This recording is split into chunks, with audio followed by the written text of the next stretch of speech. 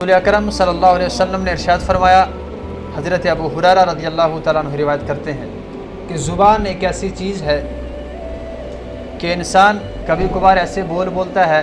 کہ اس کو پتہ نہیں چلتا کہ میں کیا کہہ رہا ہوں، لیکن ان بول کی اللہ تعالیٰ کے ہاں اتنی قدر و قیمت ہوتی ہے، اتنی قدر و منزلت ہوتی ہے کہ اللہ تعالیٰ اس شخص پہ جنت کو واجب کر دیتا ہے۔ کہ کبھی کبھار بندہ ایسے الفاظ کہتا ہے، اس کو معلوم نہیں ہوتا کہ میں نے کیا کہا، لیکن ان الفاظ کے ذریعے اللہ تعالیٰ اس پہ جنت کو واجب کر دیتا ہے۔ اور کبھی کبھار اسی زبان کے ذریعے انسان ایسے الفاظ کہتا ہے، اس کو بہت معمولی سے لگتے ہیں، اس کی نظروں میں ان الفاظ کی کوئی قدر و قیمت نہیں ہوتی۔ کوئی گناہ، کوئی ایسی شر والا کام کرتا ہے، ایسا الفاظ کہتا ہے جس کی وجہ سے اگر اس پہ جنت واجب ہو بھی چکی ہوتی ہے تو اللہ تعالیٰ اس کو جنت کے دروازے سے کھینچ کے دوزخ میں پھینک دیتا ہے اس زبان کی وجہ سے۔ حضرت علی رضی اللہ تعالیٰ عنہ ارشاد فرماتے ہیں کہ المرء تحت لسانی، کہ انسان اپنی زبان کے نیچے ہے۔ اس سے مراد یہ ہے کہ جب تک انسان خاموش ہے دوسرا یہ نہیں جان سکتا کہ یہ پڑھا ہوا ہے، جاہل ہے، کیسا ہے۔ جب وہ بولنا شروع کر دیتا ہے تو وہ اپنے راز کھولنا شروع کر دیتا ہے، تو زبان سے پتہ چلتا ہے کہ کس انسان کے اندر کیا رکھا ہوا ہے، کس کے اندر کتنی صلاحیت ہے، کس کے اندر کتنا شعور ہے۔ یہ اس کی زبان کے ذریعے سے دوسرا بندہ جان سکتا ہے کہ زبان ہی ایک ایسی چیز ہے کہ ہم تو اپنی زبان کو معمولی سمجھ کر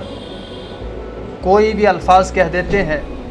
یا یوں مانیے اگر ہم اپنی زبان کے ذریعے سے کسی کی غیبت کرتے ہیں،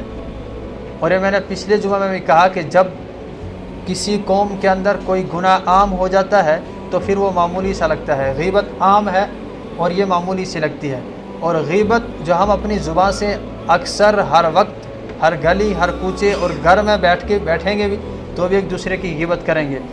اور غیبت کتنا بڑا گناہ ہے؟ فرمایا نبی اکرم صلی اللہ علیہ وسلم نے، الغیبۃ اشد من الزنا،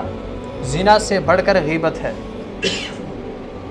یعنی کہ زنا اتنا بڑا گناہ نہیں ہے جتنا غیبت ہے۔ اب ہمیں معمولی کیوں لگتا ہے؟ کیونکہ ہمارے معاشرے کے اندر یہ گناہ عام ہو چکا ہے،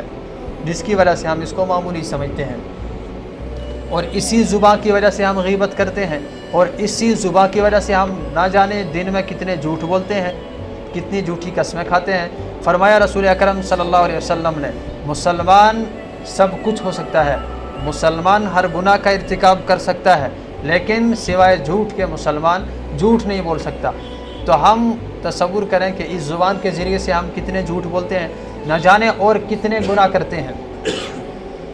اور ایک حدیث ہے، رسول اکرم صلی اللہ علیہ وسلم نے مسلمان کی ڈیفینیشن بتائی ہے،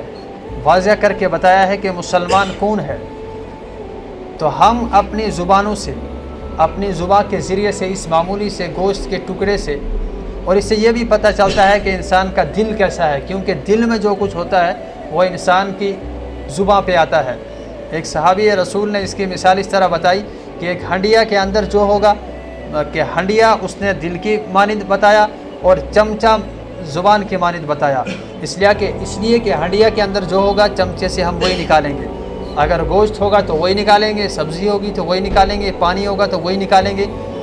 اسی طرح ہمارے دل کے اندر جو ہوگا ہماری زبان بھی وہی اگلے گی، ہماری زبان بھی وہی باہر نکالے گی جو ہمارے دل کے اندر ہوگا۔